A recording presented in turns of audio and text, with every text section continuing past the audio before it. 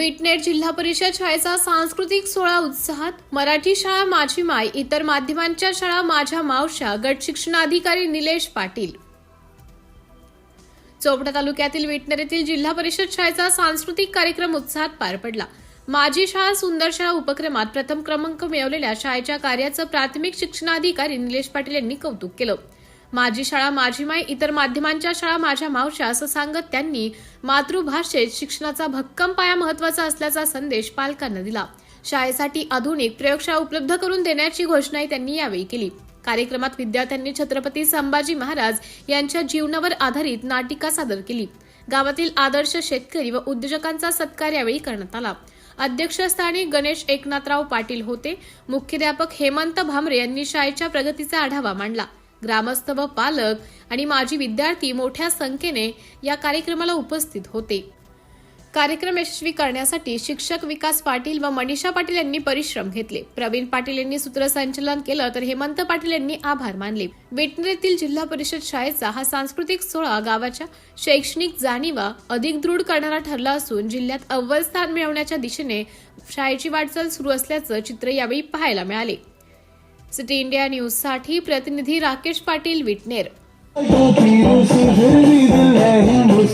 मेरा दूसरा है जापानी पतलून हिंदुस्तानी से फिर भी दिल है हिंदुस्तानी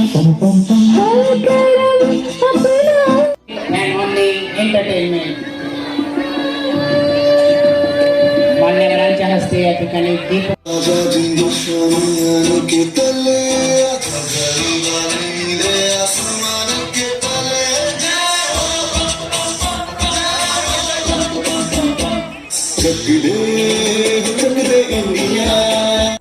आणि ते पिळून घ्यायला तयार आहे.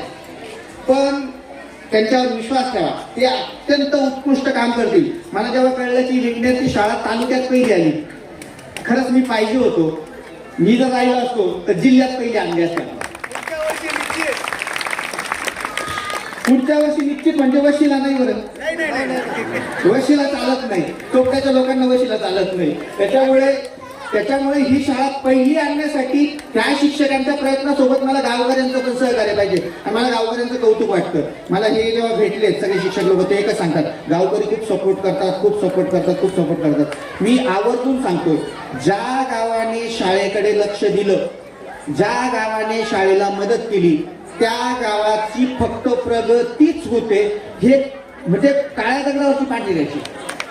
आणि मी लिहून देतो की हे गाव जर शाळेवर एवढं प्रेम करतंय तर नक्कीच ह्या गावाची फक्त प्रगतीच होत राहील, अधोगती किंवा नुकसान कधीच होणार नाही. कारण ज्या गावाच्या शाळेकडे लक्ष, त्याची प्रगती होते. म्हणून मी गावाचेही आभार मानतो की तुम्ही शाळेवर एवढं प्रेम करतात.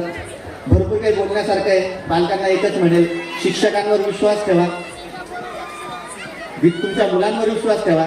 आणि अजून एक सल्ला असा देईल की तुमच्या मुलांना काही गोष्टींपासून दूर करा, काही गोष्टींच्या जवळ करा. शाळेतून आल्यानंतर अभ्यास कर रे असं कधी म्हणू नको. तुम्ही हातात पुस्तक घ्या, तो पण हातात पुस्तक घे.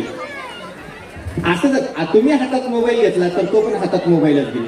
म्हणून म्हणतो की पहिले तुम्ही थोडंसं नाही वाचतायत काय मंदिरासमोर बसलं, भजनाचं पुस्तक घेऊन बसा, तोही त्याचं पुस्तक घेऊन बसेल. मुलं अनुकरण करतात आणि ते आपलं अनुकरण करतात. तर पालकांना एक विनंती असेल की तुम्ही सुरुवात करा. मुलं तुमचं अनुकरण करतात, ते शिक्षकांचं अनुकरण करतात. आणि एक सांगतो, मुलं 8 तास झोपतात, 8 तास शाळेत असतात, 8 तासापैकी 4 तास खेळण्यात जातात, बाकीचे 2 तास अभ्यास करतात. खरं जर बघितलं ना तर तुमच्याजवळ मुलं फक्त 2 ते 3 तास असतात.